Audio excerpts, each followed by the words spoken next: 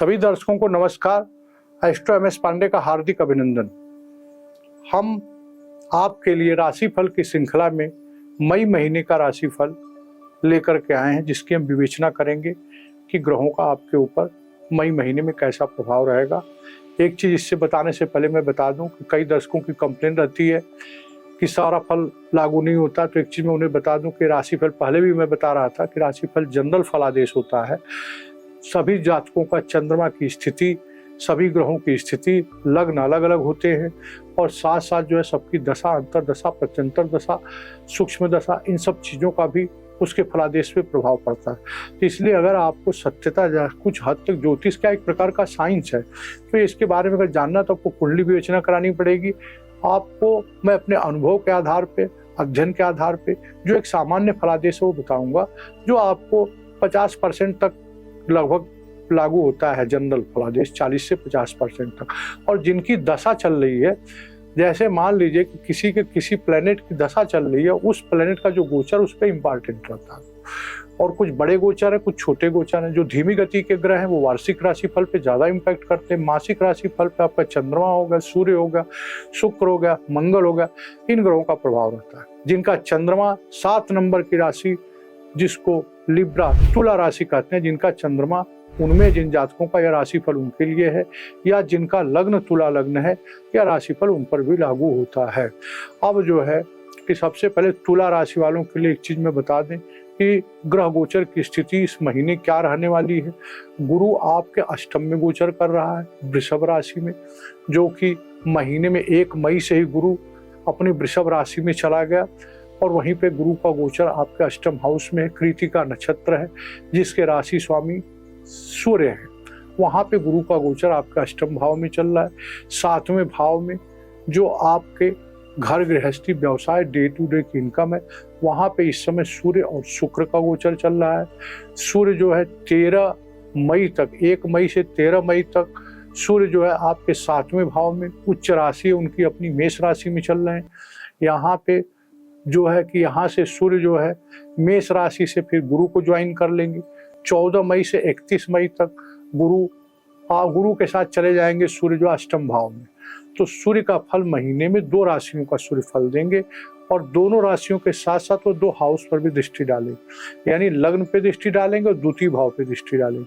और शुक्र भी 17 मई तक आपके सप्तम भाव में रहेंगे, और 18 मई से वो गुरु के साथ चले जाएंगे 8वें भाव पर।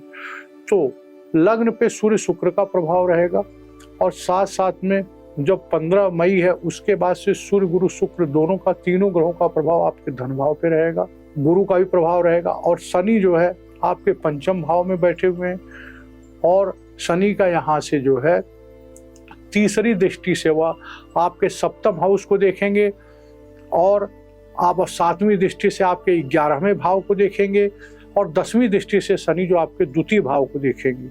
और शनि इस समय जो है कि बड़ा सुंदर पोजीशन पे बैठे तो हैं, लेकिन पंचम हाउस में शनि का गोचर चल रहा है। सूर्य शुक्र और बुध के बारे में एक चीज हम बता दें, मंगल बुध राहु 6वां हाउस आपका शुरू से ही एक्टिव चल रहा है।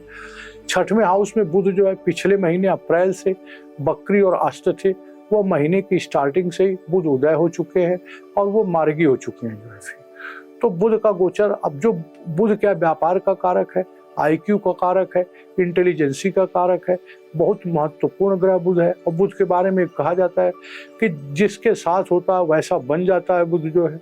तो अभी बुध जो है बुरे तरीके से फंसा हुआ है आपका, क्योंकि बुध जो है शुरुआत में 9 मई तक जो है ये 6ठे भाव में रहेगा मंगल के साथ। तो वहाँ मंगल भी खराब फल देता है, मंगल भी अफेक्टेड हो जाता है, और बुध भी पीड़ित महसूस करता है। बुध राहु का तो मित्र है, पर मंगल की दुश्मनी है बुध के साथ जो है। 7वें भाव में सूर्य शुक्र इस महीने के शुरुआत में, अब हम आपको लग्न से शुरुआत करते हैं। आपका फर्स्ट हाउस आपके खुद का भाव है, खुद की सोच है, खुद की पर्सनालिटी है, जहाँ पर कि आपका जो सूर्य शुक्र है वह आपके लग्न को देख रहे हैं, और जो 12वां भाव है वह इस समय पूरी तरीके से एक्टिव है। 6ठे भाव में मंगल बुध राहु बैठे हैं, यह तीनों जो है कि आपके 12वें भाव को देख रहे हैं, जहाँ पे केतु देव पहले से विद्यमान है। मंगल देव आपके 7वें मतलब सप्तम भाव व्यापार का भाव और धन भाव के मालिक होकर 6ठे भाव में बैठे। मंगल की पोजीशन संतोषजनक नहीं है, लेकिन पूरे महीने मंगल 6ठे भाव में रहेगा, तो इसका मतलब नहीं पूरे मई जो है कि महीने में मंगल परेशान करेंगे आपको। दोनों, क्योंकि धन भाव और व्यापार भाव, परिवार भाव, गृहस्थी भाव दोनों के मालिक होकर रोग ऋण भाव में बैठे हैं। कोई कानूनी केस, व्यावसायिक स्थान पे कोई लापरवाही आपको बढ़िया नुकसान करा सकती है। कोई भी परिवार में क्लेश विवाद हो सकता है, कोई कानूनी लिटिगेशन के मामले उभर सकते हैं। लेकिन मंगल देव प्रबल शत्रुहंता का भी कारक है 6ठे भाव, तो आपको सफलता भी देंगे। तो मेरी एक हिदायत है कि मई महीने में विवाद से बचें। कोई भी विवाद परेशानी हो उसको आप बातचीत से हल करें। सप्तम हाउस में सूर्य और शुक्र दोनों की स्थिति है। सप्तम हाउस काल पुरुष की कुंडली का तुला राशि है, जहाँ पे सूर्य नीच का होता है, पर शुक्र की मूल त्रिकोण राशि है, तो यहाँ पर शुक्र जो है बढ़िया फल देते हैं।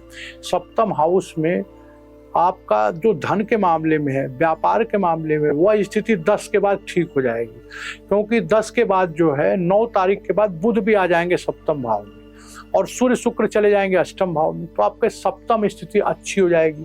मेरी सलाह है कि 10 मई तक कोई भी नया व्यापार शुरू करने से पहले आप 10 मई की बात करें।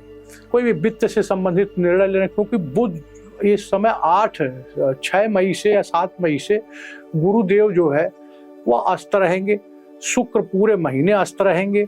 तो इस महीने में एक चीज ध्यान रखें कि गुरु शुक्र जब मेन ग्रह ये अस्त रहते हैं तो कोई भी शुभ कार्य जो है इस महीने में न करें। अब रही बात आपकी खुद की सोच, तो खुद के हेल्थ के लिए दिक्कत है। 6ठा भाव रोग ऋण का है।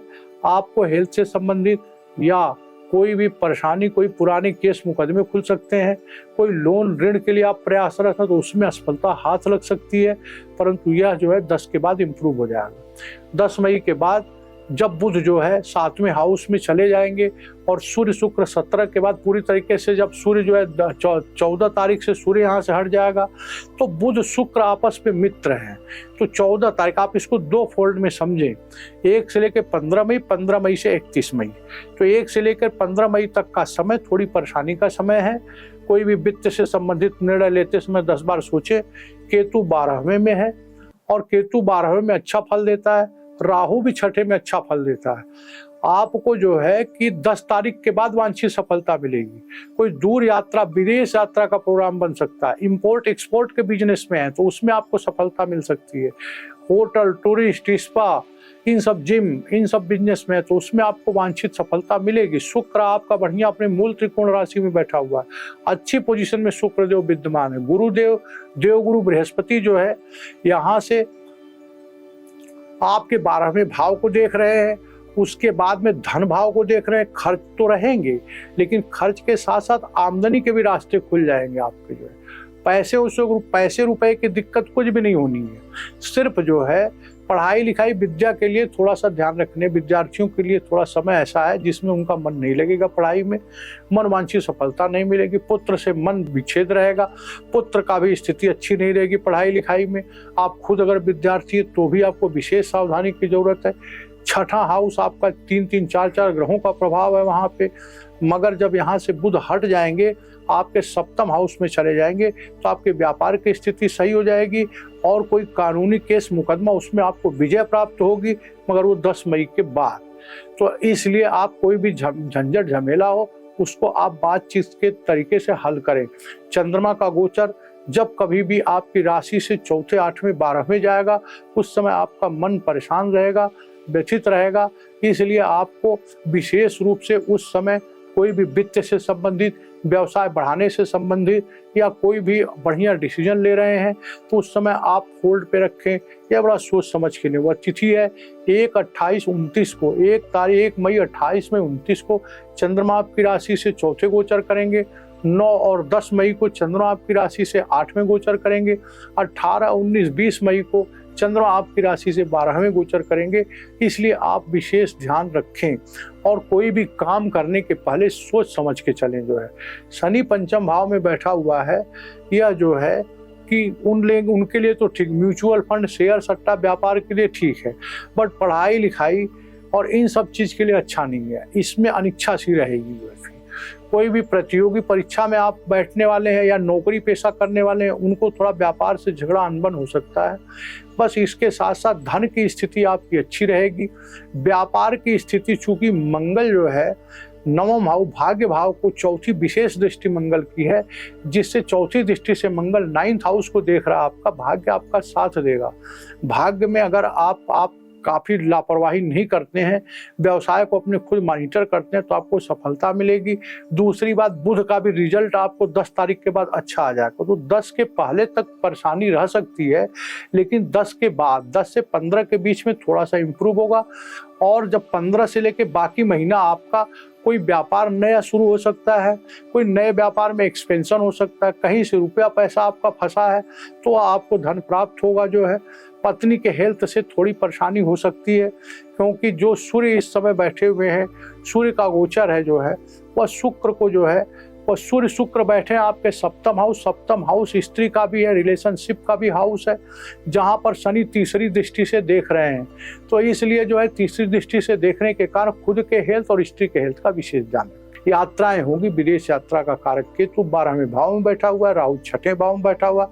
कोई साम दाम दंड भेद से कोई ऐसा जो है शॉर्टकट तरीके से पैसा कमाने का अवसर मिलेगा और धन प्राप्ति के योग बने हुए हैं। इसलिए अगर स्वास्थ्य की दिक्कत हो तो विशेष सावधानी रखें। व्यापार कर रहे हो तो सूझबूझ के साथ रखें। कोई भी वित्तीय संबंधित निर्णय 10 मई के बाद रखें जो है। और जिस समय चंद्रमा चौथे 8वें 12 में जाए तो आप कोई भी शुभ काम न करें।